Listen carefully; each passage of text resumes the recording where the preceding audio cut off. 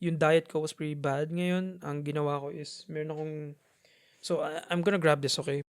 Para makapag, ano ako, gusto ko ng snacks.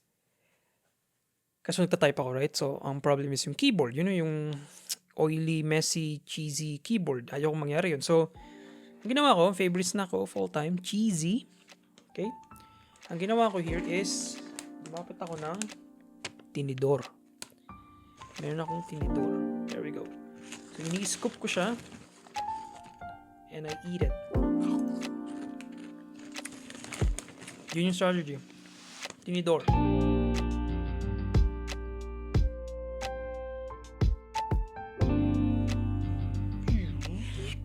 Welcome to a very special episode of Midnight Crisis. Laging very special ang every episode. But yeah, here I am, XYNN sign. XYNN, hindi SIGN. And wala akong kasama ngayon. Ako lang mag-isa. Very special episode. For real this time, legit. Kasi right now, it's January 1, 2026. That's so weird to say. 2026. It is currently, habang nag-record ako, 1:42 a.m. So, tulog na yung mga tao here. Kaya ako ay bumubulong. And totoo siyang midnight crisis on my end kasi madaling araw. So, here we are. So, here we are. And, hi guys. Welcome to 2026. So, nandito ako ngayon to say a few things about, sa nangyari this 2025 and sa mga gagawin natin this 2026, onting daldalan, rumination, kumbaga. Nangyari na ito last episode na kasama ko si Aldous. Nag-discuss kami ng mga things na nangyari sa amin, good and bad. And for Aldous, sabi niya na yung 2025 daw the worst and the best. Yung parang it's a mix of everything na uplift yung taon into something na parang very positive sa kanya by the end of the year. So, on my end naman, parang same lang din, pero magkaiba kami ng outlook sa 2025. It's a mixed bag talaga. Like, nahati siya into two, yung 2025 ko. And, yung kalahati niya is bad, yung kalahati yung good, I think. Parang ganun. Parang almost right in the middle nangyari yung mga stuff na like, oof. And almost at the end din, parang, oof. Yung, hindi ba ako ng mga audio listeners? Kung anong point ko. Anyway, so, dito ako ngayon. Madaling araw, of course. Medyo bumubulo ng onte, but very special kasi nasabi ko na siya last episode and hinin ko na siya sa mga past episodes. Pero I've been doing something na very near and dear sa heart ko for the past year. Actually, since 2024, pero hindi siya officially, parang technically 2024 siya nag-start. I've been writing a book. I'm writing a novel. And I'm happy to say, I won. Sabi nga ni Walter White, I won. Natapos ko siya. An hour, 45 minutes, I think. I think natapos ko siya mga 11 p.m. kanina or 11:09. Talagang dakilang clutcher talaga ako. So, I just want to celebrate yung milestone. I can't believe that nakatapos ako ng novel, basically. What a journey na matapos yun. So, ano ba? Where do I start? Kumbaga parang gusto ko basically mag-gush about sa project and like yung dinaanan nito and yung behind the scenes and stuff. Like, it's just something parang sa akin personally lang. Very laking milestone kasi mahirap magsulat. Mahirap, ideas are cheap. Sabi nga nung, nakuha ko siya from somewhere but nagsig siya sa akin kasi it's something na parang egregious pakinggan sa una, parang what the heck, pero it means something, like madali makaisip ng good idea, right? Or ideas in general, madali makaisip. What if ganito, what if ganyan, diba? What if may ganitong scenario of this, what if may alien na pumunta sa Earth and yung alien very mabait? Parang okay, pwede ba yun? Hindi siya nag-invade sila in a sense na ginawa nilang utopian yung natin, yung mundo, pero anong cost nun, diba? Like parang nandun yung premise, nandun yung idea, pero kailangan mo siyang i-flesh out. Yun yung sa ideas kasi. Madali siyang isipin, pero mahirap siyang i-keep, basically, mga ideas. So, the point of nag-rumble na agad ako, simula pa lang. So, basically, ang point ko is, mahirap gumawa ng story from scratch basically, from start to finish. And hindi siya yung story lang na may outline, hindi lang siya yung story na masasabi mo na through verbal. Iba ang story kapag nasulat mo na on paper, nakita mo na yung words, yung text. Kung screenwriter ka, of course, yung script. And of course, eventually, yung filmmaking, makita mo yung kung paano mo in-execute yung sinulat mo. Of course, kung novelist ka, kung nagsusulat ka ng book or ng comic or ano man, syempre yung sketch, kung susulat ka, gumagawa ka ng visual art, manga or comic book, ganun. Of course, yung sketch makikita mo from sketch to hanggang sa may color na and everything kung gusto mo ng color. Ang point is, yung process of creation takes a long time. Dati it took a long time, pero ngayon kasi dahil sa emergence of AI, medyo disappointing na I'm seeing sa social media yung mga artists before na, inahanga ko and I respect, yung visual artist na gumagamit ng AI or nagkakaroon ng mga Twitter mega threads about, like parang maybe nag-trace siya ng AI. So like parang may layers of usage yung AI na nakaka-disappoint kasi it stifles yung originality ng artist basically. Or yung human touch, yung importance sa art para sa akin, something na parang mas na the word I'm gonna use the word nako-corrupt ng AI, which is pretty sad, disappointing, and medyo nakakagalit kasi nagiging mas siya, prevalent na siya, even sa memes and stuff, like hindi talaga iniwasan ko yun. Anyway, punta tayo dun. Generative AI yung sinasabi ko kasi may ibang purpose naman yung AI, yun yung specific lang, yung generative AI. I hate it. So going back, so fresh start tayo, medyo nag-rumble na ako. So ba't mo nagsimula itong novel na to, itong novel, and about basahan to in the first place, right? Saan ba nagsimula lahat? So nagsimula to lahat noong 2024, way back noong 2024, noong October. Randomly nanonood lang ako ng YouTube before ako pumasok. I think sa work. I think before ako pumasok from work, nanonood lang ng YouTube, random lang. And I've been a fan ng Red Letter Media. So ano siya, YouTube channel sa YouTube, check it out. Mga movie reviews, funny skits. Yung mga celebrity guys sila every once in a while. Best of the worst nila yung pinaka nilang series, consistent series nila. Na nanonood sila mga bad movies. And funnily nilang nire-review or pinag-uusapan yung mga ganun. So anyway, pinapanood lang ako isang video ng Halloween kasi sa mga events, mga like Halloween or Christmas, meron silang thematic na mga videos. So noong time na yun, nag-release sila ng episode, I think about ghost hunting. Basically, ghost hunting, doon nag-start. And pinapanood ko lang siya, and diniscuss doon ni Mike or ni Rich, alin sa kanilang dalawa, yung host nung show na noong time na yun, pumunta sila sa mga, apparently dito sa US, may mga massacre houses na tinatawag. Parang mga tourist attraction, basically. Naging tourist attraction. May mga bahay na, let's say, abandoned na or naging tourist attraction siya for, basically, sa mga event na nangyari sa bahay na yun. So, diniscuss dito na meron daw guy na chinap niya yung buong family niya gamit yung axe. So, yung house na yun, basically, yun yung parang naging tourist attraction na parang pwede tingnan yung house, and parang siya naging mini museum in a way, parang true crime museum. Parang it's weird kasi doon nangyari yung crime, tapos ito yung splatter ng blood, may kita mo here. Ito yung dito niya chinap, dito niya tinago yung mga body parts, yung mga ganun. So, ganun yung nangyari doon.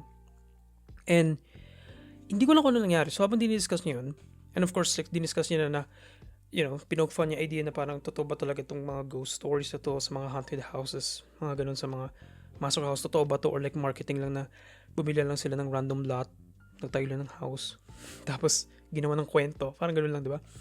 Tapos nagdala sila ng parang mga gadget para i-detect, ghost detector, gano'n. So biglang may nag-click sa akin habang pinapanood ko yun na isang image siya ng isang ghost na nakaupo sa diner, and then may kaharap niya yung girl, may kaharap siyang girl.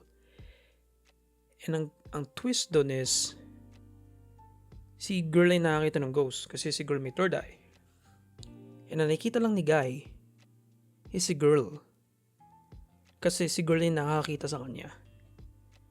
So ibig sabihin nun, si girl ay nakikita niya, and yung kabuuan nung nakikita ni guy, black dilemma, as in, wala, empty, black. Parang siya nakaupo sa empty space. And for some reason, and nasa diner sila, yun yung parang pop na parang image sa utak ko. And doon nagsimula lang. Doon lang. Yun lang. A spark. Ping! Yun yung spark. And hindi ko na siya nabitawan since then. Papasok labas siya.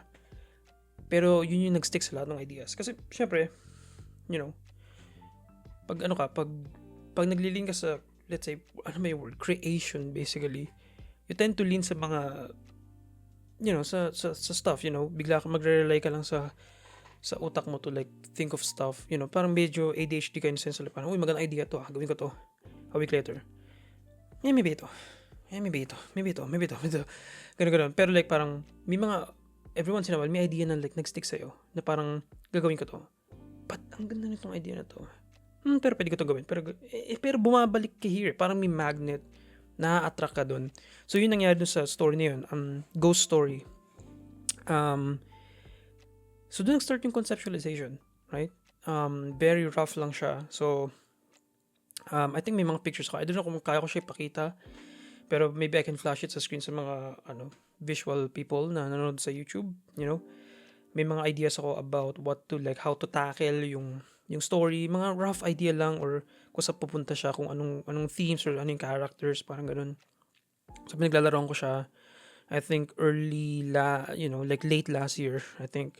Meron din mga random ideas here and there about kasi I've been since I got here sa US, naisip ko na talaga magsulat ng novel kasi yun nga, nasa dugo ko. Gusto kong gumawa ng stories, gusto kong magkwento. And ang preferred medium ko actually is movies or short films, mga ganun. Ang issue lang is I had so much fun dun sa The Making of the Cave. Kaso ang problema is filmmaking is a collaborative effort. Diba? Kailangan mo ng hindi mo kayang ikaw lang mag-isa. Kailangan may ibang tao talaga to help you sa camera, sa acting, bouncing off ideas, and going in here sa ibang bansa. In-expect ko na agad. Yun yung nilament kong idea talaga. The fact na little, like may possibility na kaya kong gumawa ng mga strategy to like find new people para mag-create ng bagong film o ganun. But iba pa rin pag nasa sarili kang bansa, sarili ng lengguwahe sinasabi mo, or yung like parang walang language barrier. And yung mga may experience na sa'yo as a person, kilala ka nila kung paano ka kumilos, kilala mo na sila kung paano sila kumilos, parang ganun. So, diba, that point, parang malaking fresh start siya nung lumipat ako here. So, inisip ko, okay, hindi ko to magagawa. Okay, so ano yung second best thing na kaya kong gawin to continue, telling stories, basically. So, naisip ko, okay, medyo mahilig ka sa screenwriting, right? Pwede mo ba itong i-translate into a novel, a book, or something, diba? Like, trip na trip mo yung dialogue. So, book is, sorry, ang novel lang naman is basically, may descriptors and then the dialogue, right? So, para lang siya nagsusunod ng screenwriting na mas detailed in a way, parang ganun. So, yun nag-excuse sa sarili ko. Pero, last year, I remember vividly idea na like, undaunting. Hindi ko yata kaya. Parang hanggang idea lang. Lang siya. Parang, maybe someday. Parang ganun. Like, ganun lang siya. Remember ko yun eh. It's weird. Na, anyway, I'm jumping sa topic. Pero, yun yung point. So, nag-start siya nasa seed na siya last year pa lang nung pagpunta ko here nung August. So, anyway, yun. So, nag-cook. Syempre, of course, ako dakilang chill guy, chill gaming. Iniwan ko. Kinalimutan ko, na-distract ako sa work, sa mga personal stuff sa life. And syempre gaming, naglaro-laro. So medyo nawala yung attention ko doon. Now, I don't remember kung paano siya nag-spark ulit. Yung idea talaga, kung paano ko siya like totoo, truly pinush.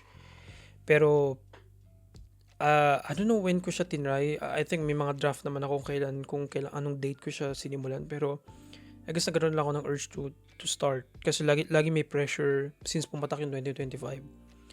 lagi nagkaroon ng pressure sa utak ko to just do it, just write. Magsulat ka na. Pag uwi ko, may naging feeling ako na kailangan gawin ko to at least 30 minutes bago ako matulog or something. Lagi may ganun. Hindi na ako mapakali. Which is yun yung naging buong 2025 ko, basically. Varying degrees of like severity yung naging yung voice na yun na bumubulong sa akin, gawin mo na to. Paiba-iba. Minsan like wala siyang voice at all, tahimik siya. May days sa sobrang ingay niya na wala ka nang nagawang iba, hindi mo na rin kayang manood or mag-chillax, mag-relax kasi nasutok mong gumawa pero parang ayaw mo, parang tamad ka, parang sobrang down or pagod ka. Like, ang daming excuses para hindi ka kumilos at mag-type lang ng kahit one sentence lang, kahit isang sentence, kahit isang word. Ang daming excuses. Nasa harap na ako ng Microsoft Word, like ang dami kong excuses. Microsoft Word walang layout, so naghanap ako ng YouTube tutorial na yung meron ng pre-made na layout para dire-diretso na mag-type. Like it took months. It took months para lang ma-feel ko na okay, I can actually finally start writing. Parang like ang daming prerequisite na kailangan mangyari, kailangan perfect yung day, kailangan matulog ako ng 8 hours ngayon para pag uwi ko like sa work, like ang dami kong dahilan sa sarili ko to avoid doing it. And hindi ko lang kung nag-push siya. I think ang nag-push ito is yung create ko na rin ito sa likod. There we go. Sa mga visual people. My left. Tama ba? Left ko? Or yeah. Ano siya? Yung, na-push ko na yung sarili kong bumili ng whiteboard. And may corkboard here. Malapit here. So, hindi siya nakikita but may corkboard here. So, ang intention nun is basically, i-barf ko lang. Ilabas ko lang yung idea. So, ang pinakamadaling way to do that is just, may pentel pen or hindi pentel pen, may whiteboard marker. That's it. Sulat ka lang. Sulat ka lang. Eventually, masasanay katawan mo and yung utak mo to, quote-unquote, create, to think more. At hanggang sa ma-push ka na, okay, maybe nagugusto ko na siya, sulat ko na. Parang ganun. So, doon ako na-push na mas lumakas yung influence ko talaga mag-ital yung story na yun. So, ang daming stories na nag-bounce off. Na muntik ako nang isulat actually. Kasi at one point, nagbago yung tingin ko dun sa story sa ghost story. Ang codename ko yata dun, Ghost Boy and Sham Girl at one point. Tapos naging Con Girl kasi Con Man. So, Con Girl. Yung story. Sabi ko mamay ko yung story guys. Okay. So, basically yun yung codename. Ghost Boy and Con Girl. Na-push ko siya kasi yung setting niya before is here sa US. Kasi doon ako na-inspire. Yung original inspiration niya was yung Massacre House. And, kailangan, naisip ko, okay, pwedeng gawin ng twist in a way. So, dito sa US. Pero wala akong alam sa US. Basically, sa laws ng US, sa geography ng US, sa location, sa culture. Nakuha ko lang yung premise pero hindi ako confident enough to write here. Basically, magsulat here na dito yung premise nung story. Kasi sobrang, kumbaga kung makikita niyo yung fog of war ko sa dito sa United States, dot lang siya. And maybe a line kasi pumunta ako before sa Vegas tsaka sa California. Pero like sobrang liit na line lang noon kasi like yung airplane and then a small blip sa Vegas and then a small blip din sa California. That's it. Pero yung fog of war ko sobrang foggy. Okay, ang laki ng US and sobrang liit pa lang nung napupuntahan ko. Para sa akin, personally, parang tingin ko, wala pa sa kalingkinan yung na-explore ko dito. So parang wala akong area, wala akong say. Parang hindi ko marirepresent ng maayos kung ano man yung state na susulatan ko ng story na yun. Basically, and yung people din, right? Yung mga tao, yung mga characters, right? It influence kasi yung story. So naisip ko, okay, mahina ako or hindi ako equipped na sa US siya iset. So, in-scrap ko siya for a while. Like, panisip ko, feeling ko pag ready na ako, feeling ko pag mas prepared na ako, ganun. So, ibang story muna. Yung plano ko isulat. Pero eventually, again, I forgot kung ano nag-spark. Again, meron akong whiteboard, meron akong mga pinipicturean na parang dates and stuff kung kailan pwede ko siya balikan ngayon, tignan, pero ito, boom! Makikita siya ng mga visual people. I think dun nagsimula na, okay, we set it sa Philippines. We set it sa Philippines and then keep the same story. and simulan mo na. Parang ganun. And there we go, doon na siya nag-start. So, nung nagsimula yung Pilipinas, na setting, parang doon na nag-click yung mga bagay na, pwede to, pwede yan. Hanggang sa, there we go, nagsimula na ako sulatin yung chapter 1, which was, I think yung pinakamahirap na ginawa ko, kung isipin ko maigi, kung isipin ko seriously talaga. I feel like yung past version ni Sign, na nagsimula lang isulat yung C, letter C lang ng chapter 1, yung pinakamatapang na version ni Sign. Kasi, siya yung nag-start. Nung lahat na to, nag-snowball. Para matapos siya eventually ngayon or kahapon, basically. Starting anything, like even sa work din, kapag magsisimula ako ng bang or wala kang work and, you're thinking about, mag-apply to work and yung process, starting anything from scratch, from the very beginning, sobrang nakakatakot. Maybe ako lang or something. Maybe exciting siya, right? Exciting, but nangingibabaw sa akin yung fear. Nakakatakot kasi vulnerable ka, I guess. Especially, tayo mga nakikinig dito na very creative people, right? Very vulnerable ka sa judgment, hindi lang ng ibang tao, kundi ng sarili mo. Kasi, you're judging yourself while you're creating the very thing na gusto mong gawin. I-judge mo na agad sarili mo. Before mo palang i-create, i-judge mo na agad, maganda ba itong idea? Original ba enough to? Babasahin mo to ng tao? I-google ko ba yung oras ko here? Na baka hindi naman, like, nandun, wala ka pa. Hindi pa ako nagsisimula, diba? Pero nandun na yung thoughts na yun. You're your worst critic, yung sinasabi nila. And you're your best din, in a way.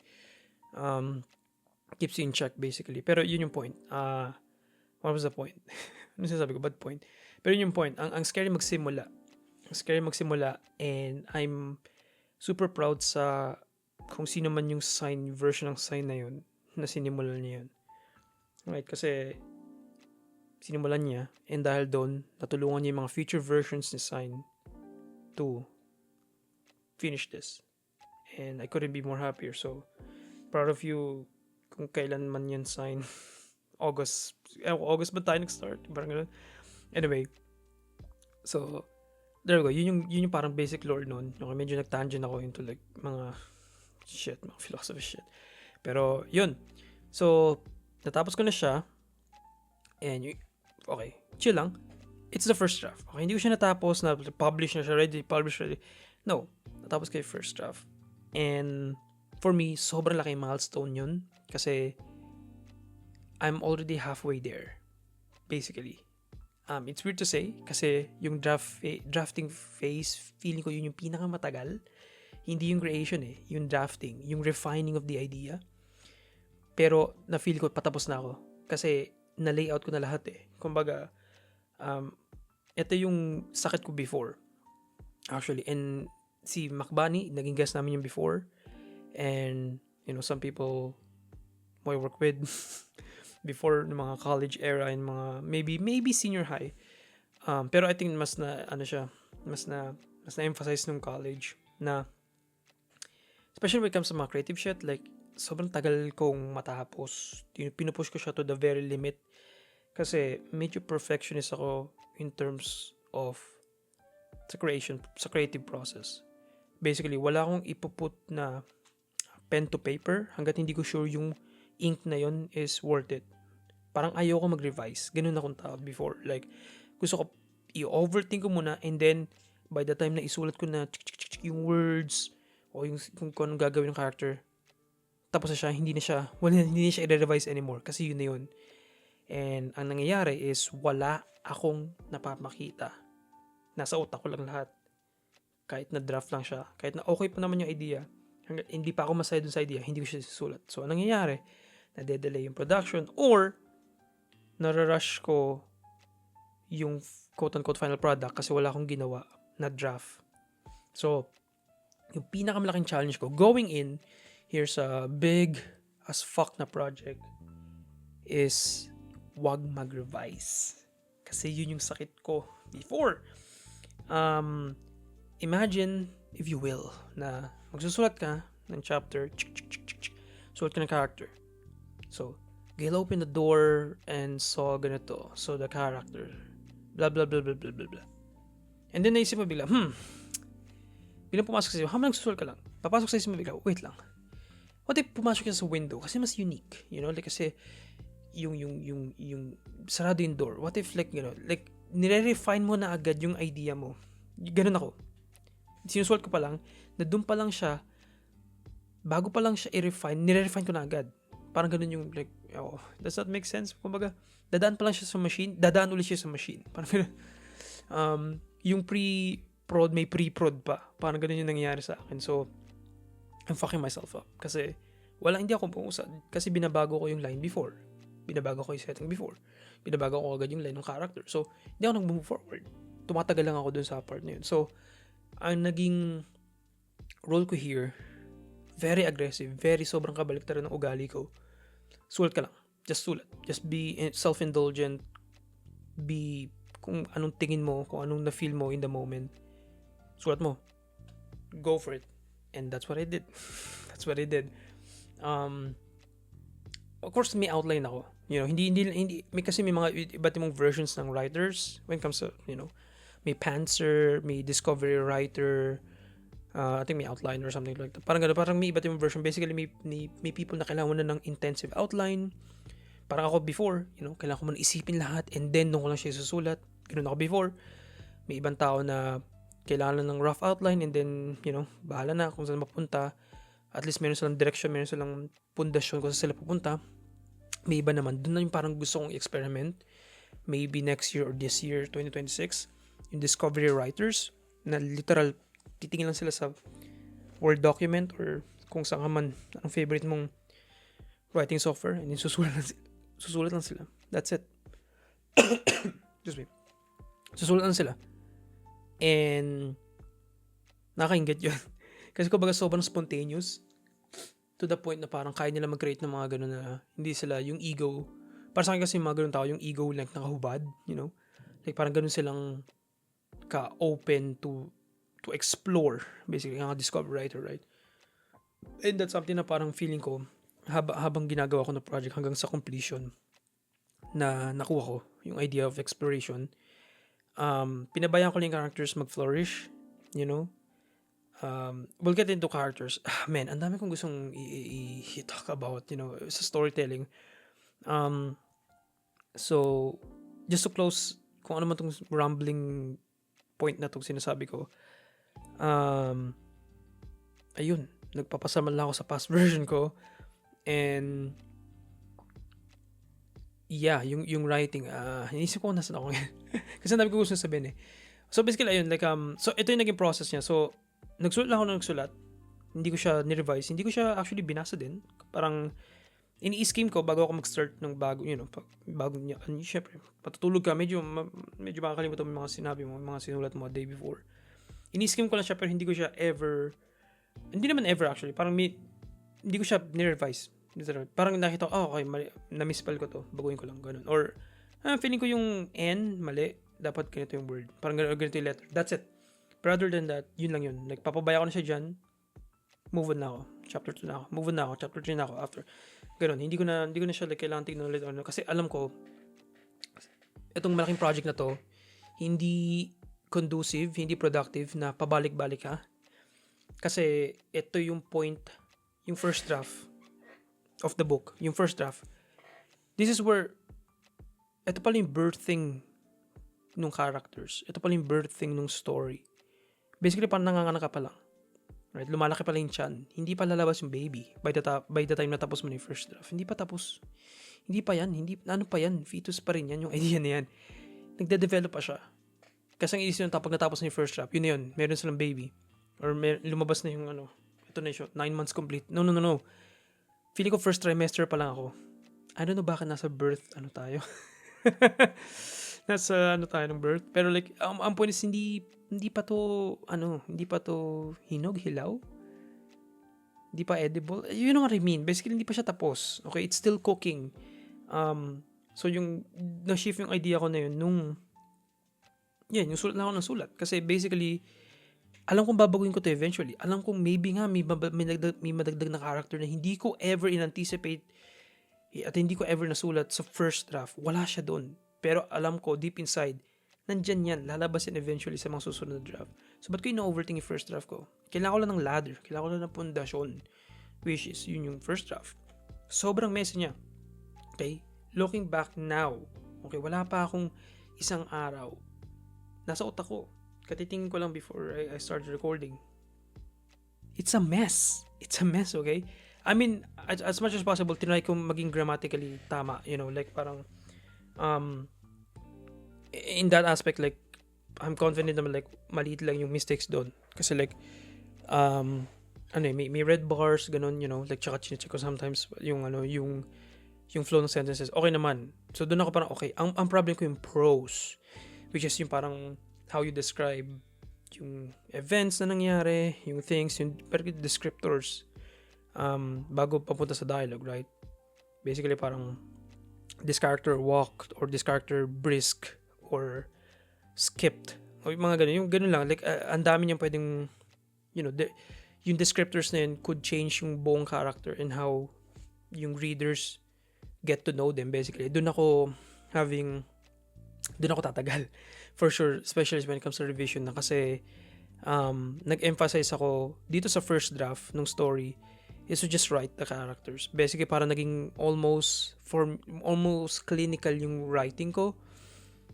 Almost descriptive siya to the point na para siyang script na hindi siya meant to be read, kundi meant siya na maging visual in the future. Para sa script, right? Like parang kailangan mo lang sabihin sa script yung basic thing nung yung action ng character kasi and yung dialogue yung mas importante, 'di ba?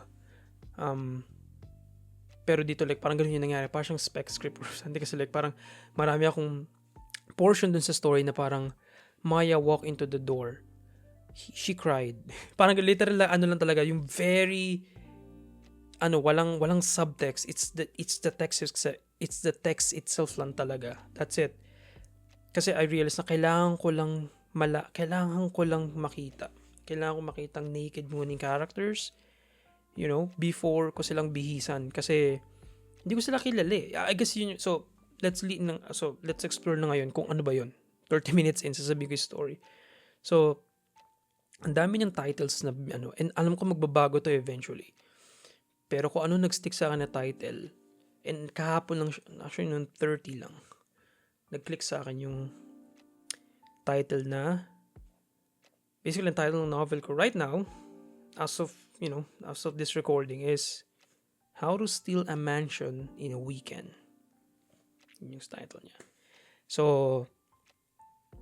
marami siyang, it went through a lot of like, you know, titles of course, kung anong pwedeng magandang hook or atake, gano'n.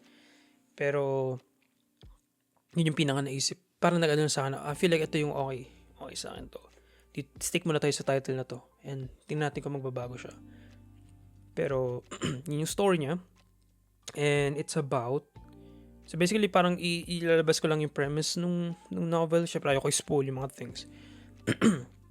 Kasi baka mag-change din, right? So baka mag-outdated to. Pero gusto ko sabihin na, basically yung story ko is about, dun sa original concept ko, which is merong ghost na guy and merong con man na girl.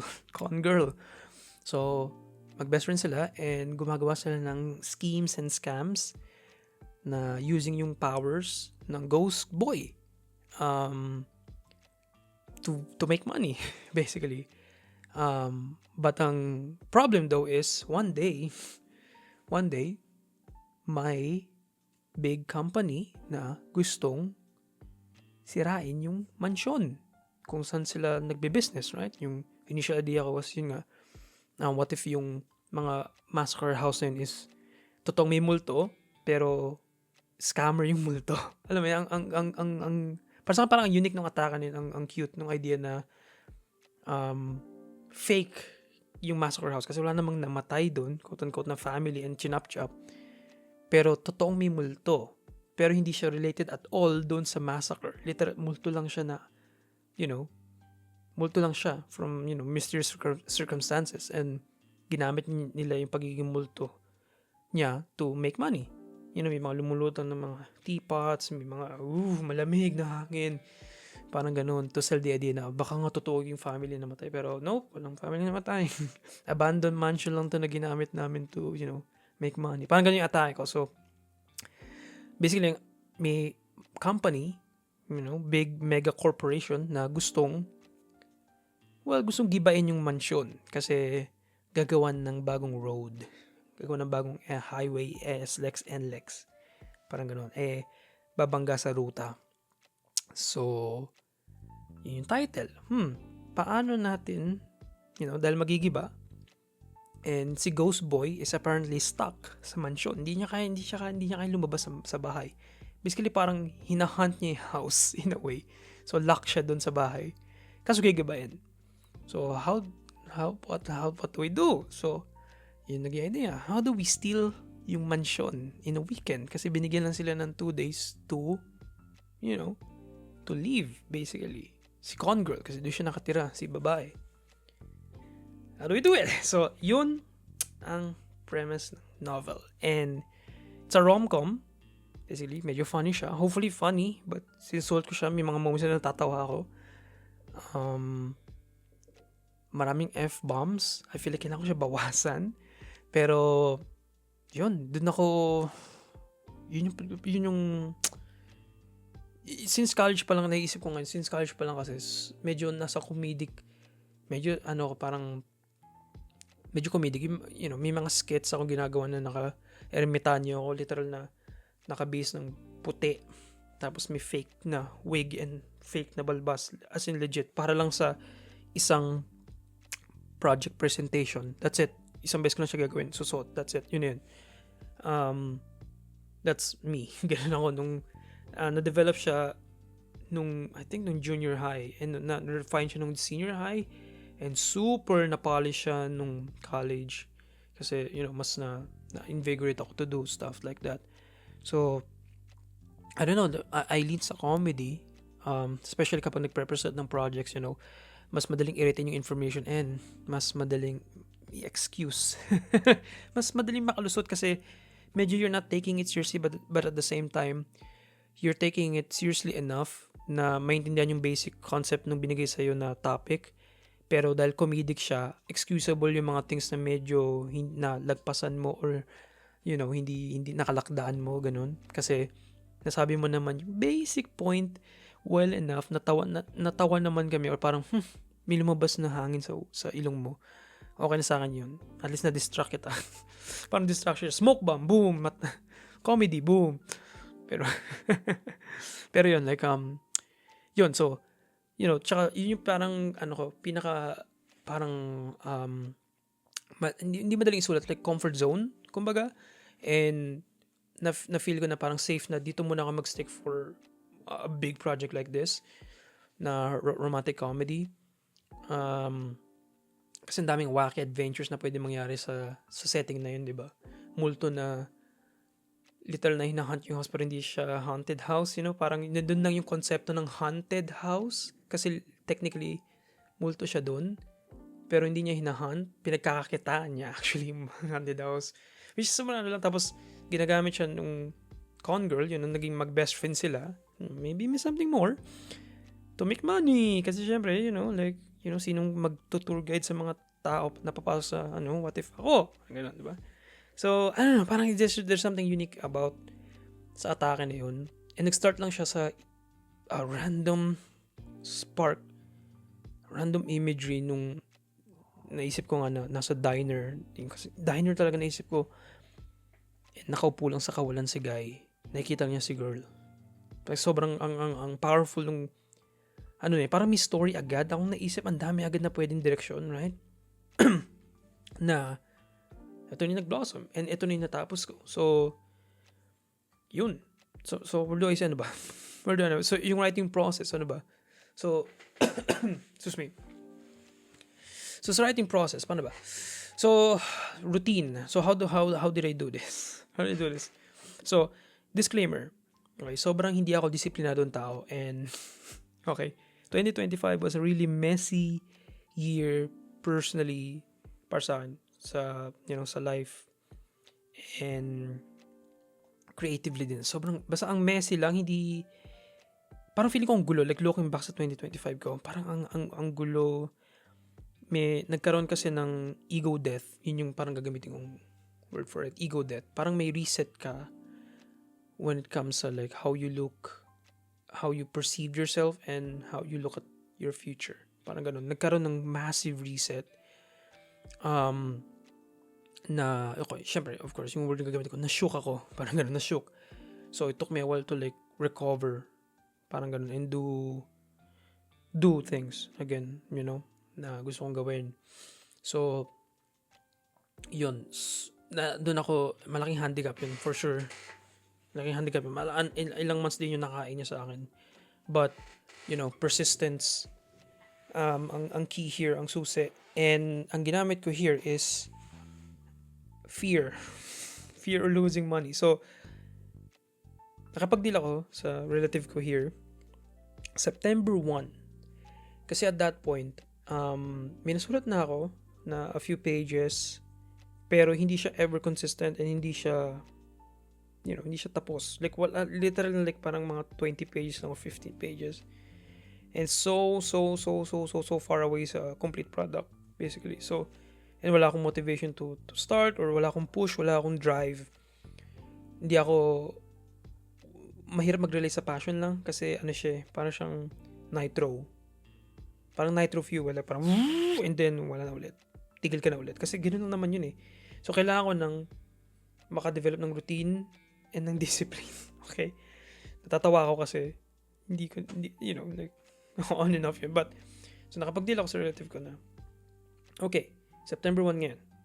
Meron akong 4 months, Burr months. September, October, November, December. Okay?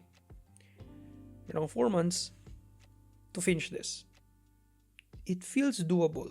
It feels doable. It seemed doable. And it is doable. Kasi may mga writing challenges. Nagagawa ka ng full novel. Okay? Full novel. 50k words. Or may 300, depending sa page, 300 pages, may mga ganun pages or something. In a month. Isang buwan. 30 days or 31 days kung gusto mong, kung mabait ka sa mo. In a month, from start to finish, a draft ng isang buong novel.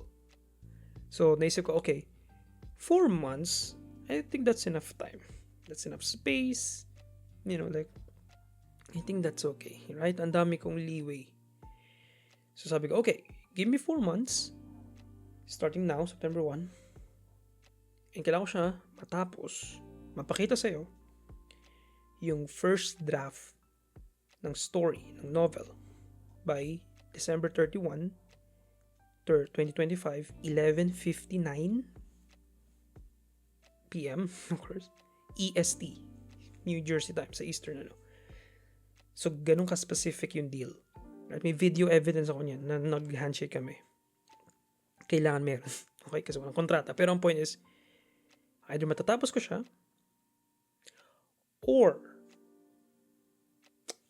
ibibigay ko yung buong isang buwang sweldo ko sa relative ko. That's a deal. That's a deal. Yun. Isang buong buwan. Wala. Hindi ako kikita ng isang buong buwan. Bibibigay ko sa kanya yun. For free. Dahil hindi ko lang siya natapos. That's it. Yun yung punishment. Walang reward. Walang reward na mangyari pag natapos ko siya. Walang eat out or walang money reward. Ang reward nun is natapos ko siya. Yun yung reward. And ang punishment nun is financial ruination. Financial ruination. So, that's the deal. And did it work? So, ngayon, retrospective, okay? Kasi, nag-usap tayo ngayon and inisip ko ngayon, natapos ko siya. It's been 2 hours pa lang since I finished yung project, right? So, inisip ko ngayon, did it work? Did it push me para tapusin tong project? Right after these messages, wait lang, inom lang akong water.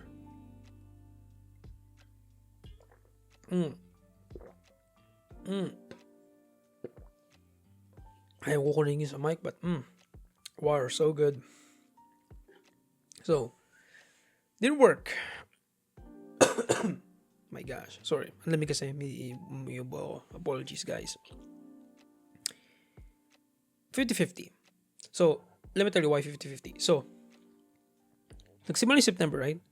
Walang ginawa. Chill-chill lang, like parang, gawin ko next day. Next day na lang, next day na lang. Hanggang sa October na.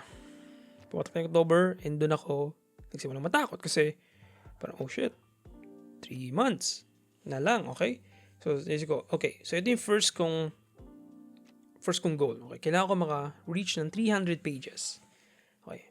So, sinerge ko, okay, i-divide natin yung pages. Basically, like, meron pa akong ilang araw, ilang months, right? So, kinalculate ko siya into days, and then dinivide ko siya. Like, okay, ilan yung need para ma-reach ko tong 300 pages by the end of the year? So, lumabas doon, 4 pages. Okay? By October, kailangan ko makasulat ng 4 pages per day para ma-reach ko yung 300 pages na threshold ko. Okay. Kasi yun yung para sa utak ko na parang, kaya ako binis yung 300 pages kasi I've been like, of course, reading yung mga rom-com para like get inspiration and kung alam ko yung genre or yung atake, kung paano sila mag-tell ng story.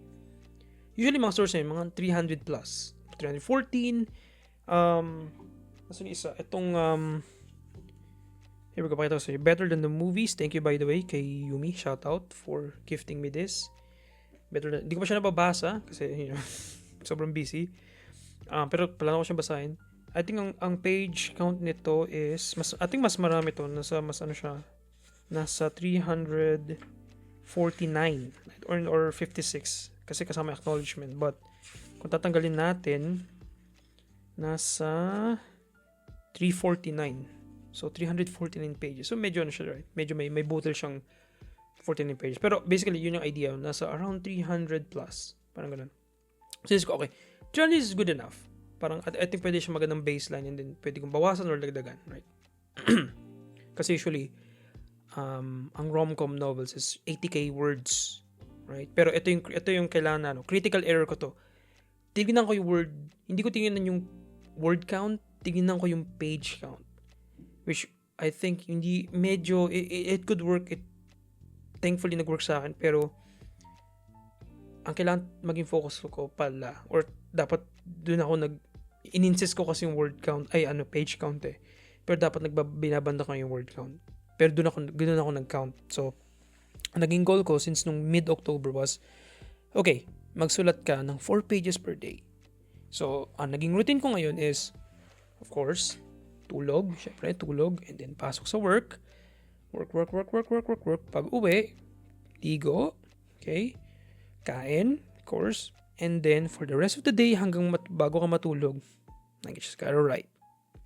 That's the routine. Yun lang yun. Just gotta ang point nun is I just gotta clock in after work. So which is, eto yung nag-bring ng complication, of course, kasi may days na I tried gambling, or bartering sa sarili ko na maybe we can write sa weekends, kasi pagod ka na sa work, deserve mo maglaro, deserve mo mag-chill, man, deserve mo manood ng movies, bro. Pero, alright, maybe nga kasi pagod ako sa work, I deserve rest. Pero, kaya ko bang i-reach yun kasi kailangan 4 pages per day. Let's go, ganito na. What if every weekend, I write 12 pages? Babawiin ko yung pages hindi ko sinulat ng weekdays. Parang ganun. Didn't work. Parang ang dami nangyari back and forth bartering sa utak ko while pa uwi, hanggang sa I just sat down and I just locked in. That's yun yung pinaka-basic. Okay, let's just do it, clock in to 4 pages. Don't think about yung prose right now. Just, sulat mo lang kung ano yung ginagawa ng characters. Kung minasik kong comedic na thing, sulat mo lang. Pero for the most part, mo masyado pa isipin mo na yung prose. Just think of yung parang basic na mangyari here sa characters and yung flow ng story and then just, move on to another chapter or another and then that's hanggang matapos. Basically, yun yung goal. And I was happy to say na parang I was pretty consistent in October. Nag-start ako late though. I think October 17 or 18 ako nag-start. Kasi I remember na gumawa ako ng whiteboard na doon ako nagsimula na gumawa ng tracker. Parang, okay, kailangan ko makita yung progress ko. Hindi lang pwedeng nakikita ko lang sa PC. So, kailangan ko siya i-track. So, doon nagsimula tong yung may mga screenshots na lalabas. Boom. Boom. Ba't ko nilalagyan ng ano? Basically, ito yung screenshots na ito yung progress bar ko. Basically na, okay, kailangan nakita ko yung ano ko kasi kailangan ang goal ko is 4 pages per day. So, sometimes nalagpas ako ng 1 page. Good! Meron akong baong 1 page. And immediately the next day, sa utak ko, like, sulat ako ng 3 pages ngayon kasi may baon naman ako isa. I think, siya, it's, mahirap disiplinahin yung sarili ko. Okay, makulit siya. Naghahanap siya ng ways to like get out of it. So, ang dami niyang ways na nahanap. So, anyway, yun. So, let's go, 6 pages ka ngayon. You're on fire, sign. So, ibig sabihin, bukas 2 pages lang tayo. Like, di parang walang progress na nangyari. Parang, hindi ako nakakapagbaon kasi if the next day, kinakash in ko agad or cash out yung baon. Like parang, okay. So, pero, the good thing is, nakakasulat ako. Things are progressing, characters are like being created, nabubuhay sila, nakikita mo, nasi-shape mo yung words sila, mas naiintindihan mo sila, parang, at one point, may exciting moment habang nagsusulat ako na, nagsusulat lang ako like very casually, like, and then habang sinusulat ko yung words, like, dinilit ko siya. Sabi ko, hindi to sasabihin ng character. Parang feeling ko hindi na to yung character niya. Kasi like parang I was writing yung characters na plain, na parang ito yung ugali niya, siya, bold, brash, insensitive, mga ganun. Parang keywords lang na character, parang of course kung insensitive ka, ito yung gagawin mo, parang ganun. Of course kung ano ka. Pero man, parang insensitive siya, yeah, siya, malakas ang tama niya. But sasabihin ba niya to sa setting na to? Tama ba? Sabihin niya yun? Feeling ko meron siyang enough self-respect to not do it. Parang ganun. So, dinilit ko. Hindi binaga ko. Like, parang, wow. Okay. Doon ako na, mga moments na, okay. Ano siya? I'm meeting the characters, like parang in real time din. Which was pretty, ang exciting nun kasi nagugulat ka sa sarili mo na yung characters mo are going somewhere na hindi mo expect. May mga writers na gusto nilang i-bend yung mundo para mapunta yung character kung saan nila gusto pumunta. And good for them. Ako kasi parang pinapabayaan ko lang silang, okay, may idea ako na parang ito yung outline, right? Ito yung parang mapa ng character. Pwede ka pumunta here, pwede ka hindi, right? And normally, pumupunta naman sila here kung sila. Pero may iba lumiliko. Nagkakaroon ng bagong stories. May isang buong chapter na develop dahil habang nagsusulat na ako, pinabayaan ko lang gumalaw yung kamay ko.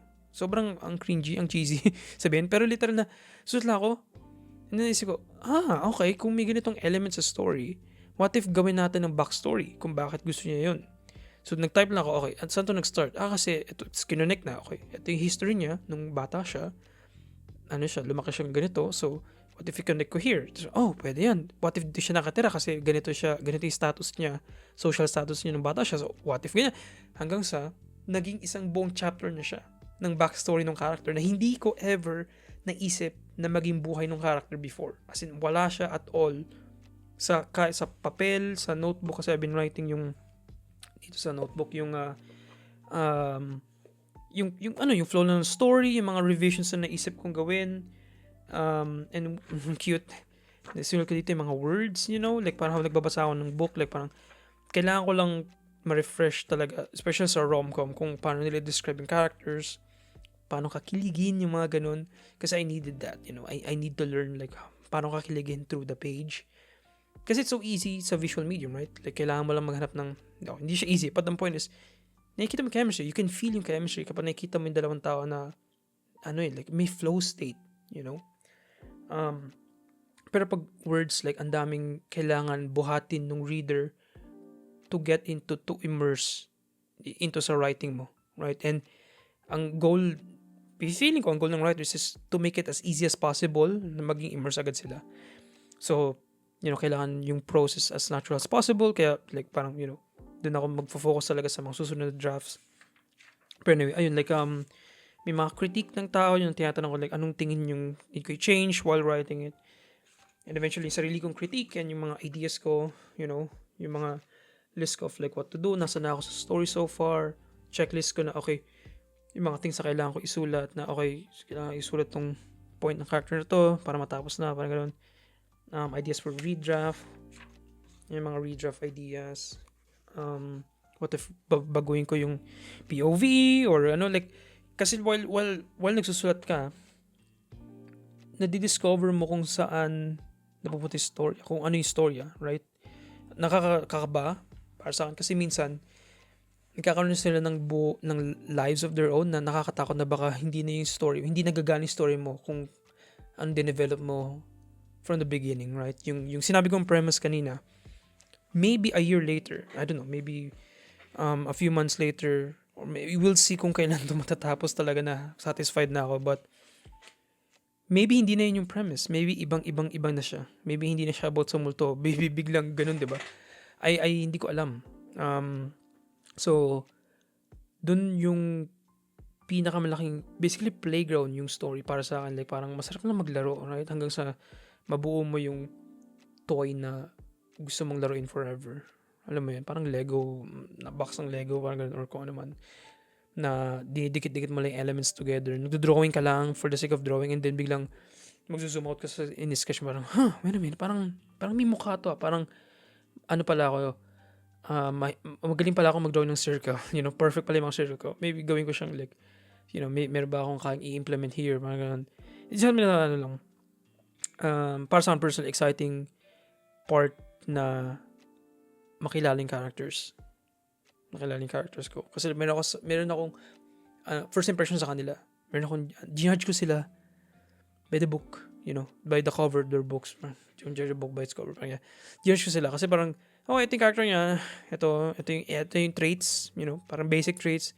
Ito yung character niya. Unique siya kasi ito yung traits niya. Binaliktad ko, parang gano'n. Hanggang sa na-realize ko na like, parang, mas nuance pala itong mga characters ko. Hindi lang sila parang walking collection of, stereotype or basically like parang of personalities, na like, ano lang siya, checklist. Eventually, nagkaroon sila ng nuance. Nagkaroon sila ng character. So, yun yung exciting part na you're seeing them grow while you're growing with them. Kasi natututo ka rin na, wow.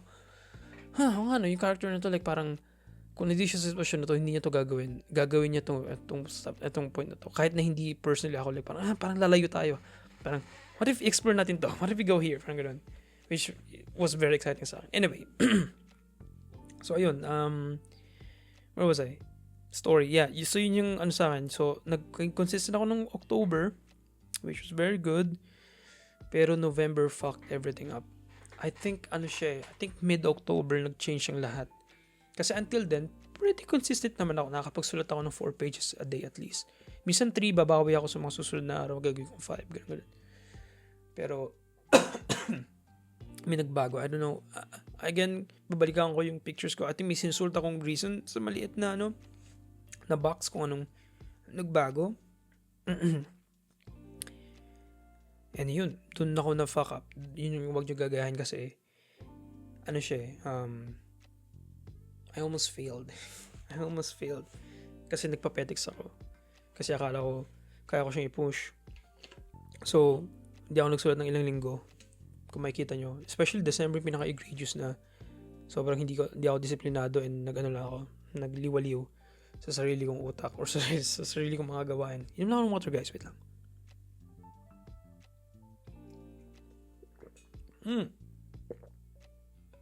Okay. Sa mga video people, kung napapansin nyo, hindi sabay yung pagdilat at pagpikit ng mata ko. Ito rin yung isa kong sasabihin sa inyo, okay? So, November fucked me up, right? So, nag-rush ako sa December. And final day na ngayon, or kahapon kasi 31. Hindi pa ako natutulog. Isang buong 24 hours na akong gising, actually. Kaya parang gumagano yung mata ko. Parang alien bigla. Kasi, habang nagsasalita ako ngayon, alam mo yung napupunta ka sa trance na unchill mo lang. So, parang inaantok na ako. Parang ganyan nangyari sa akin just now. Na-release ko lang bago ako ng water. So, yun. Okay? Yun yung nangyari. Yun agad. Inuna ko na yung plot. Hindi ako natulog buong araw ngayon. I dedicated yung pag-uwi ko agad. Upo. Sulat lang. Kasi kailangan ko ito tapusin. So, ito nga yung thing. Ito yung sinatawag natin yung mga compromise na nangyari. Okay? So, if nagawa ko yung 4 pages a day, sobrang saya ko. Sobrang peak. Kasi like, big sabihin nun, tapos, like, on schedule, or maybe ahead of schedule pa, 300 pages, plus, maybe plus pa. That's it. Sobrang flesh out ng characters ng world. Ano na siya, parang clay na. Parang, pwede natin itong i-mold into like a lot of, like, marami ng potential, malaki. Habang tumatagal, habang, may days na hindi ako susulat, lumalaki yung ipon, basically. So, I think no November, half November, mga ilang araw na ako hindi nagsulat. Kinalculate ko ulit. Okay, mga ilang araw na hindi nagsulat. Ano yung kailangan ko isulat? At least every day. Para ma-reach ko yung 300 plus pages. Or at least 300 pages. Naging 6. So, from 4 pages, naging 6 pages. Okay? Okay. Medyo aroy. But kaya niya, babawi lang. Kailangan ko lang ng 6 pages and then maybe gawin ko 7. Yung same idea that I had na parang 4 pages, gawin kong 5. Pero hindi nangyari. Or nangyayari lang in rare instances kapag inspired ka or something. So, tinamad ako lalo. Kasi parang, 6 pages, parang medyo mahaba, masyado matagal. Okay na tong 3 lang. Okay na tong 4, 10, all that. I'm sure babawi ako eventually. Right? I'm sure may day na magkakasulat ako ng 10, 14 pages and mababawi ko yung mga hindi ko nasulat and then I can go back sa beginning ulit of, writing 4 pages per day. Hindi siya nangyari. And, palaki ang utang ko sa araw-araw na sulat. Hanggang sa noong December, I think 2 linggo ako hindi nagsulat. And at that point, I'm fucked. Yung word, I'm fucked. Kasi it means, kailangan ko mag-clutch sa latter half ng December. Right? So, may nag-change sa atake ko. Right? So, ang deal namin was, kailangan makapasa ako ng first draft. Okay, pinanood ko siya ulit. Noong time na yun, naisip ko, okay, may sinabi ba akong pages? Wala. May sinabi ba akong word count? Wala. Wala naman. So, I'm pretty safe. Sinelf-impose ko lang yung 300 plus pages, which was pretty good naman as a self-imposed naman na rule or na discipline, right? So, naisip ko, okay, it's not gonna happen na ngayon. Huwag na natin i-push, huwag natin ipilit. Kung ipipilit natin, baka lang, as in, okay, first draft siya, pero may first step na like, what the fuck is this? Like, wala kang man sa salvage. At least may masalvage ako konti, right? So, isip ko, okay, wag na tayo tumingin ngayon sa page count. What if dun tayo tumingin sa word count? Sa word count. So, kinalculate yung word count. Okay, so far, meron akong that time, nung December, or end of November, meron akong, I think 30K. Tama ba? 31? Something along those lines. So, parang 30 plus. So, merong, writing, parang competition, writing contest, or parang writing lang, every November, na magsusulat ka ng novel for a month, for the month of November. Parang ganun, yun yung atake nila. And ang goal then is makasulat ng 50K na words in a month. So, naisip ko, okay, kunin natin yun. Kasi hindi natin kaya yung pages, 300, okay. At least, medyo humabol tayo dun sa rule ng iba. 50K. Okay. Parang naman siya, doable goal kasi may 30K na ako, right? Ito yung problem. Hindi ko lang kung anong ugali ko. I feel like may mas smarter people na magde-describe sa akin kung ano yung parang type of behavior ko or ugali.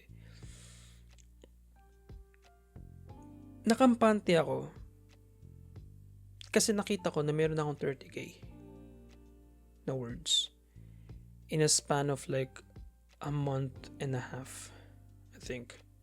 Or actually a month lang. Kung yung second half ng November hindi ako naging productive at all, mga ilang araw lang ako nagsulat, so naisip ko, okay, kinalculate ko sa utak ko. Yung quick maths lang, yung hindi mo tingnan sa calendar, hindi mo kinalculate yung exact number, parang ngayon nag-start ako ng mid-October. Natapos yung by mid-November, medyo on and off na yung sulat ko. Pero nakasulat ako ng 30K words. So, ibig sabihin nun, in a month, buong December, I feel like kaya ko na mahabulin. Parang yun naging mindset niya. Di ba? And yun yung naging mindset ko. Yun yung nangyari. So, may weeks. I think 2 weeks ang dumaan bago ako nakapagsulat ulit properly. nag-burn ako ng 2 linggo sa December. Okay? So, I'm pretty fucked na at this point, right? Kasi I need 50k words. Kasi yun yung adjustment ng adjustment. Diba? Yung adjustment. So parang, okay, fuck. Kailangan kong umano dito. Kailangan kong pumilos, right? Malamig. Dito sa US, malamig. Kasi mo, may sakit na ako ngayon. Tuyo laway ko. Tuyo labi ko. Wala akong lip balm. Hindi ko dala here. Hindi ko makita. Right? Yun yung naging dahilan niya. Malamig kasi masyado. Parang nakakatawan magsulat. Nakakanto kung sarap matulog. Like right now. Dahil wala pa akong tulog. 24 hours na akong gising. So, ayun. Naging kampante ako. And I think yun yung naging problem. Na kapag na-feel mong ahead ka na of something, parang kaya mo magpa-petex-petex kasi, mahabol naman siya. Which is totally almost not the case. Actually, technically, it wasn't the case. So, here's what happened. So, I'm maging transparent here, okay? So, 50k words, right? So, I need to finish yung 50k. So, at one point, nung isang araw, naisip ko, kinalculate ko yung days ko enough. Nandun ako sa point na, meron akong 5 days na lang. Imagine that. 5 days na lang. Okay? So, 5 days na yun, ating 3 araw doon, may pasok ako. Meron akong school. Meron akong school? Ba't school sinabi ko? Meron akong work. So, kasi makakain niya yung at least 8 to 9 hours ko. Right? Malaking blow sa productivity yun. So, ibig sabihin, 2 days na lang akong susulat.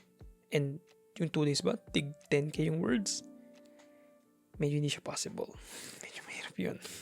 10k words. So, isip ko, okay.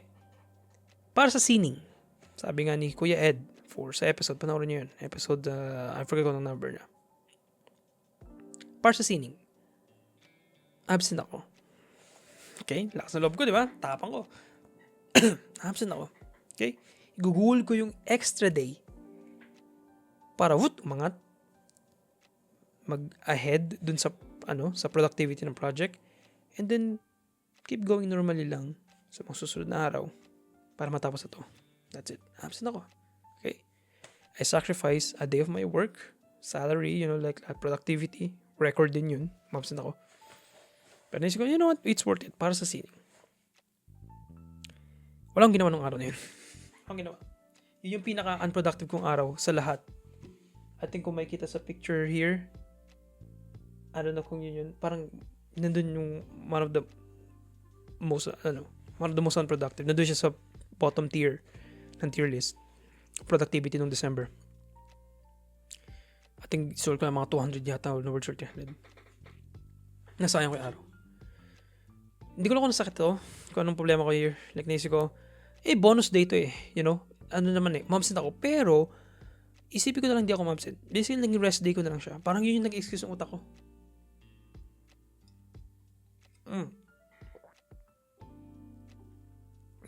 Yun yung nag-excuse niya. Mamsent ako. Pero, pahinga lang. Kasi mahahabol ko pa rin naman. Even though, kumuha ko ng free day. Kaya nga kumuha ng free day kasi hindi ko siya mahabol Alam mo, parang realistically speaking, hindi siya mahabol on time.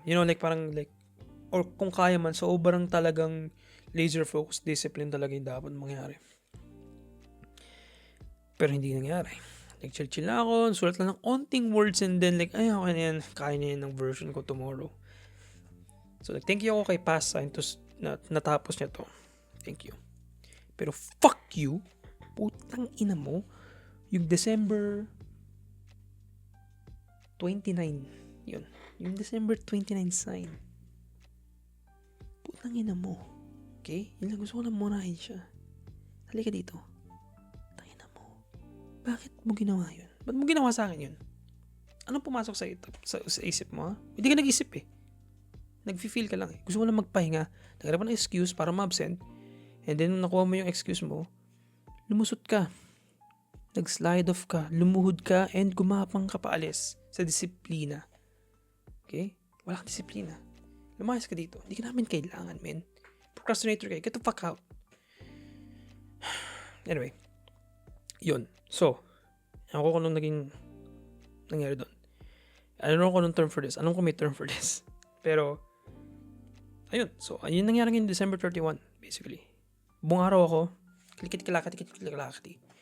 And weirdly, ito yung pinaka like, pumasok yung, like literal parang akong robot na, in a good way. Kasi like parang, nawala ni bullshit. Like parang, ito yung problema sa akin since college din Like, pag clutch ka, nagiging narrow focus na yung goal and yung intention mo dun sa goal na yun. And nawawala na yung noise. Like, yung pacing. Kasi yun yung ginagawa ko palagi kapag nagsusulat. Lalakad ako around the house just thinking about yung direction ng story while writing it. Iniisip ko, tama ba napupunta dito here? What if isulat mo muna, sign, ha? What if isulat mo muna and then i-overthink mo na lang after? Pero yun, hindi ko nga siya nire-revise yung words, pero at some point, like, ikot-ikot lang ako. Isipin ko yung scenario. Kahit na alam ko na yung scenario, isipin ko pa rin. I-daydream ko ng onte. Isipin ko, tama ba to? What if going ko yung line? Oo nga, hindi ko nga nire-revise on paper, pero nire-revise ko sa isip ko, right? In a way, nakakapagpahinga yung utak ko. Pero in the same time, like, parang you're wasting time, man. So, yun nangyari ngayon. Like, parang the ghost of Christmas past ba? Parang yung by word na ginagamit dito sa US. Like, sumapi sa akin and I think ito yung pinakamalaking page count na nasulat ko ngayon, which was 33. 33 pages. This is fucking bonkers. Nagulat din ako sa sarili ko by the time na tinapos ko siya. So, here's the thing. Ito yung last compromise na ginawa ko, right? Yung first draft started as an idea na maging 300 plus pages siya to mimic yung mga books. And then medyo na-whittle down siya into 50k words. So di ko lang kung ilang pages yun. Pero at least 50k words per count. Hanggang sa kanina. Natapos ko na. Nasulat ko na lahat. Pero hindi siya umabot ng 50k. 48 lang. Okay, so doon ako na. Okay, pupush ka ba siya? Okay, anong next na goal dito? Kasi like parang 48, parang feeling ko, parang yung self-imposed kong like goal, parang hindi ko naman reach. So nag-compromise naman for a third time si pass sign. Wait a minute. Eksaktong 200 pages yung end nung script mo or end nung manuscript mo, kung anong tawag doon. 200 pages. What if ito na yung milestone? What if tapos ka na? Parang gano'n. Kasi like, tapos na siya. Technically tapos na siya. Nasulat ko na lahat ng events. Basically, ako nang bahala mag-polish ng events. And baguhin or tanggalin yung events kung hindi siya maganda. But basically, nasulat na. Sayos ko, maybe okay na itong 200. So, 3 compromise na nangyari, right? Which was pretty disappointing sa past versions design, of course. Meron pang sinusulat yung past version ko na motivational quote or push para lang magsulat, para lang gawin yung project. Pero sometimes you forget, sometimes you lose your way. Pero at the end of the day, natapos ko pa rin siya, more or less natapos. Lots of like drafting to do, redraft. Pero yun yung exciting part sa akin, yung mixing, yung editing. Alam to, ang ni Macbani personally, yung passion ko for editing. Basically, like, bigyan mo ako ng complete story and kaya ko tong i-mold into like something na it's gonna take me a while. Yun yung problem. But, trust me, it's gonna be good. Yun nangyari sa The Making of the Cave namin na short film ko na with Bani, ginawa namin siya together. Siya, like, it's a behemoth of a project. Like, 40 minutes yung original cut niya. And I was pretty, like, happy back then na, okay, itong cut na to, 40 minutes. Medyo sophisticated. May ganun pa ako. Sophisticated or, like, parang humor is not for everyone. May ganun pa ako, like, parang highbrow, like, if you don't get it, you don't get it. Parang ganun. And it bombed. It fucking bombed. So, I was given a second chance, a second lease. And inedit ko siya ng inedit with Bani hanggang sa tapos na si Bani, inedit ko pa rin, edit ko pa rin hanggang sa final product na nakita na ng madlang people, nakita na ng school, and yung judges na i-grade yung short film mo is a 20-minute na short film from a 40-minute. Imagine, like, paano ko siya na-squish hanggang sa like parang bare essentials na lang nandun, kung ano na lang yung need, kung ano na lang talaga yung necessity, yung necessary na scenes, and yung cut talagang like lahat talagang naghanap. Basta sobrang proud ako doon sa ginawa naman ni Bunny. Anyway, gusto ko lang i-gush yun kasi yun yung gusto kong part when it comes sa creating stories, is yung revising, yung redrafting, retelling the same story again, and challenging yung notion ng story, nung na-create na story, kung kaya ba niyang mag-stand on its own, or kailangan siya ng supporting, or hindi siya gagana and kailangan siya i-scrap. Yun yung parang favorite part ko when it comes sa creation talaga. Yung itetesting mo na yung durability ng story mo. Eh, nandun ako sa point na yun. And I'm so sleepy. Fuck! But so fucking happy na I got to like announce this sa Midnight Crisis, and I get to go in sa 2026 with a newfound like newfound na outlook sa life. And sobrang no. Hindi, pero basically parang sobrang na-invigorate ako to like create more and be more disciplined. Yun yung lesson here. Be more like parang mas mas matino na ngayon. Kasi I need to be next year. This year was a mess in terms of like parang sa productivity, sa personal relationship. But it's just a mess lang. Para sa personally, it was a mess in terms of like how I handled it and how it impacted me. Kumbaga, I could have tackled my life better. Sa lahat ng aspeto, right? It could have been better lahat. Yun yung parang tingin ko for sa nangyari sa akin this 2025. Kung i-grade ko siya, lahat merong it could have been better. And hindi siya, it doesn't mean na parang siya na masyadong mataas expectations ko sa sarili ko. Maybe so, right? Pero dapat ganun, di ba? Mataas expectations mo. Dapat at least medyo you're reaching for the stars, the moon, and aim high para kung ano man yung masalo mo, medyo mataas, di ba? So, andun ako sa point na naisip ko of grading yung year ko last year, yung 2025.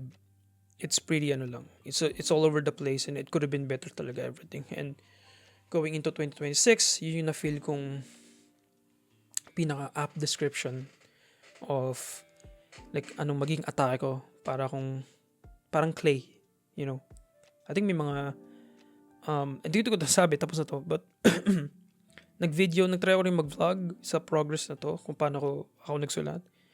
Hindi siya super consistent. May mga months na like may gaps in months, and wala akong ginawang time-lapse na nagsusulat lang ako. Gusto ko sana gawin yun, but like I don't know, like nag-type na ako, like hindi siya mind-blowing, right? Pero parang gusto ko lang makuha yung ma-capture yung past versions of me na nagrereklamo, na natatakot, na hopeful, na pessimistic, and me right now, itong version ko of me talking right now, itong sign na to na masaya kasi natapos niya itong project, and antok na siya, and sobrang na nung lips niya dahil sobrang lamig, as in ganun kalamig guys. Okay, -7, -8. So ano ba? What else? May nakalimutan ba akong things to discuss? So, yung diet ko was pretty bad ngayon. Ang ginawa ko is, meron akong... So, I'm gonna grab this, okay? Medyo maingay siya sa audio people, but sa visual people, medyo makikringe or ma-mindblown. Okay, so... Para gusto ko ng snacks. Kasi nagtatype ako, right? So, ang problem is yung keyboard. Yung oily, messy, cheesy keyboard. Ayaw kong mangyari yun. So, ang ginawa ko, favorite snack ko of all time, cheesy. Okay? Ang ginawa ko here is, lumapit ako ng tinidor. Meron akong tinidor. There we go. So, ini-scoop ko siya, and I eat it. Yun yung strategy. Tinidor. Tinutusok ko, paubos na siya, so maliliit na lang.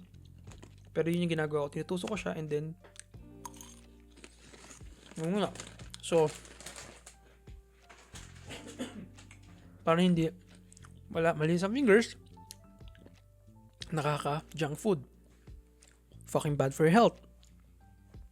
Another thing, matagal na akong hindi nag-coffee. So, matagal na. Before, nung senior high, araw-araw may coffee ako. Nung college, I think parang on and off or something. Basta kape. I think lalo na nung college pala, kape. Puro kape, lalo na ng pandemic. Kape. Tsaka, Mountain Dew. Para siyang drugs na binalik ko sa last 5 days ng December. Para matapos ang project nito kasi bumili ako ng Mountain Dew, ang tagal ko, isang taon ko na siyang hindi ininom. Pero binili ko siya for energizing and nagkape ako. Effective yung kape kasi yun yung parang second most productive ko, I think 14 pages. Effective.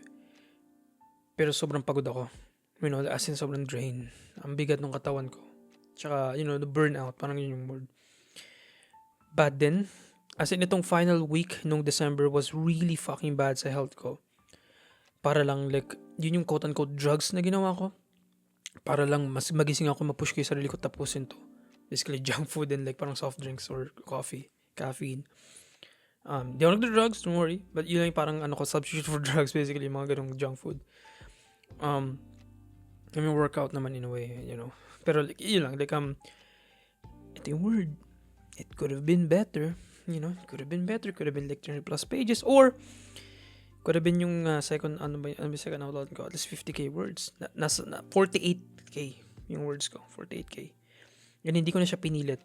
Kasi at that point, alam ko yung last 2k na yun, mababago ko rin naman. Alam mo yun, and tapos na siya, na flat, flat na yung characters. Nasulat ko na siya kung ano yung pinaka bare minimum basic shit na yung character. So, parang ba't ko ipipilit yung 2k na yun kung alam ko mawawala din yung 2k na yun. So, naisip ko, okay, nakita ko nag-spot na ako sa page 200. So, okay, I think magandang milestone na rin to. Okay na yun. So, ayun, there we go. 2026 it's gonna be a clay refinement. Yun yung nafe-feel kong mangyari sa 2026. Yung could have been better, dapat maging better na this year. And yun. It's a parang siya, yung project na to is parang yun na yung metaphor nun, in a way, na redraft, basically. I have to redraft my life. Okay, meron akong basic plot, meron outline ng life ko right now. I kinda know where I was going. Medyo messy, right? Ang gulo ng 2025. I need to redraft it. I need to be more clearer. I need to know where I'm going. I need to know the character. I need to know myself. I need to, kilalanin sarili ko and explore more. This is the test para sa sarili ko. Test na yun. Kung magbe-break ba ako, need ko ba ng supporting characters? And mag-i-stand ba yung story on its own? So, yun yung 2026 ko. Refinement. So, meron akong sinulat sa egg kasi yun yung tradition here sa household na pag bagong taon, so isusulat ka sa egg, wishes mo, na mangyari. So, ang wish ko last year, I remember strive. Or parang meron akong nilagay na strive to live to strive. Parang ganyan. Basta, naghanap ako lang pang quirky, cheesy rhyming word. Basically, ang point is pursue mo kung anong gusto mo. And na-pursue ko siya. Sloppy nga lang, right? Sloppy. But na-pursue ko siya. Yung personal project, right? So, next year is, sinulat ko, 2026 EXP grind. So, double meaning kasi experience grind, more things to experience, and exploration. Grind sa exploration in terms of parang learning, explore. Kasama na doon yung experience, exploration. Diba? Parang, yun lang. By the way, alam yun na. Pauso ako. Okay, pauso eh. Pero yun lang yung mga, na-connect sa personal life ko na shit. But I'm looking forward next year. Ewan ko kung ano mangyari sa Midnight Crisis. Actually, to be very honest, Maybe mag-change siya next year or this year, right? Maybe spoilers. Pinag-isipan ko kasi na marami mag-change, okay? Malalaman yung next episode. Next episode nito, I think, ma-announce na or ito na yun. We'll see. Pero it's not my story to tell, basically. Pero may malaking format changes and I don't know if like mag-work pa siya as a weekly show or magiging bi-weekly or magiging once a month, monthly. We'll see. Pero gusto ko lang sabihin out loud, basically, to document. Nandun ako sa point din na, ano na kailangan gawin here, basically. Pero yeah, other than that, I think that's it. Lahat ko na yung most of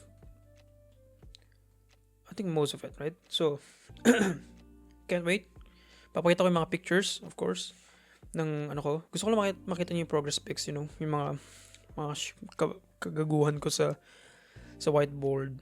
Maybe may spoilers din sa story na makita niyo yung ano. But gusto ko lang yun yung ma-document ko rin. Meron akong mababalikan in the future kapag like, na kasi yun yung goal. Yun yung goal nito, ma-publish siya talaga. Makita siya sa feeling ko mataas na yung pangarap ko. Ito, mataas na yung pangarap actually na makita siya sa bookstore. Para sa akin personally, sobrang taas naman sa akin. I'm tempering my expectation. Gusto ko lang siya mahawakan as a physical book. Like, may cover na siya, meron na siyang, like, tapos na siya. Like, start to finish, kaya ko na siyang ibigay sa tao and sabi na, hey, this is my book. Yun yung gusto ko lang. Yung kung paano yun kung kikita ba siya hindi, wala akong pake dun eh. Gusto ko lang mahawakan siya physically and mabasa ng iba, mabigay ko sa iba physically and makita nila yung cover, kung ano man design nun, yung story, yung refined version ng story, start to finish. Yun, okay na sa akin yun. Hindi ko goal na maging author, best-selling author. Wala, hindi ko, like parang bonuses na lang. Gusto ko lang talaga mahawakan siya. Kasi parang sa film, right? Gusto ko lang mapanood siya. Para satisfied na ako na tapos na siya. Parang, ito yung ginugulo ng oras ko. Parang yun yung tingin ko sa book. So, yun. Usually sinabi ko siya sa pinakadulo, but yun yung parang tingin ko na mangyari here. Yun lang, ubo ko ng ubo. Malapit ako mag-crash out. Kasi antok na ako. 20 plus hours na ako. 25, 26, 27 hours na ako dito tulog. Anyway, that's it. Thank you guys for listening and or watching. And thank you for listening sa akin, ramble, and, listening to my side of the story, basically. Thank you sa mga sumuporta sa akin and sa mga nag-challenge at sa mga hindi naniwala. May haters. Hindi naniwala jokingly kasi yung relative ko, like, yes, mananalo ako. Parang, di pa dapat sinusuportahan nyo kung matapos ka to. Anyway, yun lang. Thank you guys. And happy 2025 and happy New Year 2026. Bye. Sana wala akong nakalimutan kung ano man yun.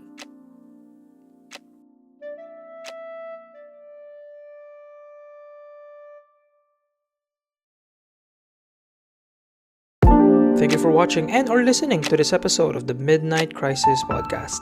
Maraming salamat sa mga taong to for making this possible. Aldos de la Peña, creator of the main theme, audio editor, and content producer. As Gardose for the concept art, and Joey Pakulan for being our graphic designer and creator of the visual identity of Midnight Crisis.